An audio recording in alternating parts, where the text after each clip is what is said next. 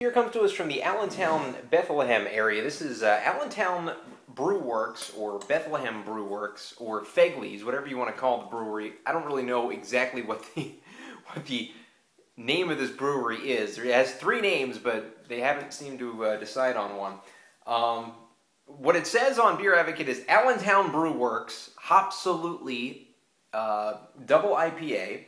Comes at 11.5% ABV. It's actually says it's a triple India Pale Ale, which we all know doesn't exist. This is just a double IPA with some legs on it. 11.5% is, whoa, pretty darn high right there.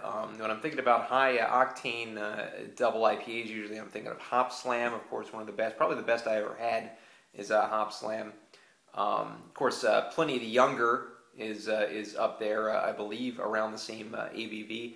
Didn't like Pliny the Younger as much as Pliny the Elder. I know Pliny the Younger sometimes people say, oh, it's the best beer in the world. I think it's a little overrated from the couple of times that I had it. But this is Hopsalutely. Allentown Brew Works, or Bethlehem Brew Works, Fegley's, that was started in 1998, I believe. Don't really have much of a story about how it started, but you know, Bethlehem is just a rundown part of the country. Used to be just hopping with all the mill work and all that stuff. Industry was thriving, and then when the industry wasn't there anymore, the place kind of got dilapidated. So this is one of the bright spots of the Allentown, Bethlehem area. This beer won the 2010 Joe Six-Pack Beer of the Year. So there you go. It has an award under its belt. Uses Cascade CTZ, Summit Amarillo, and Chinook hops. So my worry about beers that get up to this level of ABV, as far as the double IPAs go, is it going to be too harsh? Are we going to lose some of that you know, kind of smooth kind of quality that IPAs can have? And then we're just going to get just a really harsh, boozy beer. So I'm a little bit leery of the 11.5%. As we open her up, we'll pour her into this Mad Elf Tulip glass, as the glasses for my past two reviews are still not clean. So we're going to put this into a Mad Elf glass, and we get a very candy-like, amber, orangey kind of pour to this. Almost looks a little bit like a Belgian Pale. And about a fourth of a finger of head, barely any head. Looking over top of this, there's no head. The head's kind of clinging to the side of the glass here, which you know you get a lot with higher ABV beers, especially higher ABV double IPAs. Here's the aroma of Fegley's Hopsalutely.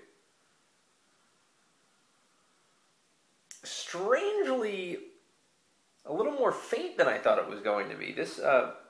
This has kind of a West Coasty kind of aroma to it. It's very good aroma.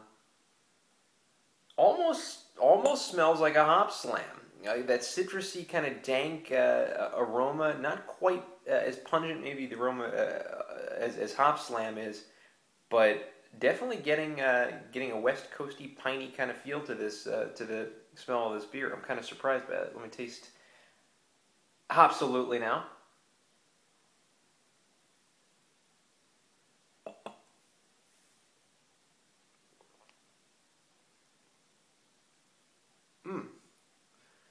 You know what? I am getting a little bit of the harshness that I was a little bit frightened of, but not quite to the point where I'm saying, see what I told you about this, but I'm getting a little bit of a harshness, but not that bad. It does have a little bit of a burning sensation down to the chest.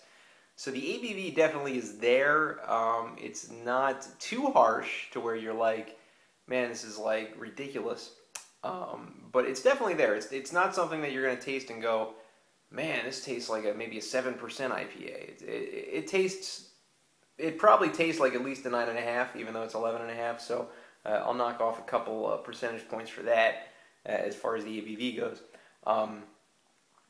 But it's kind of lacking in the overall fullness of quality taste, I think. Not really getting the whole full palate kind of feel to this beer.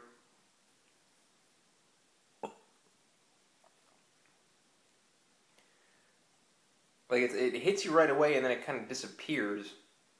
after a little while. It doesn't kind of invade your whole mouth. You have a hop slam.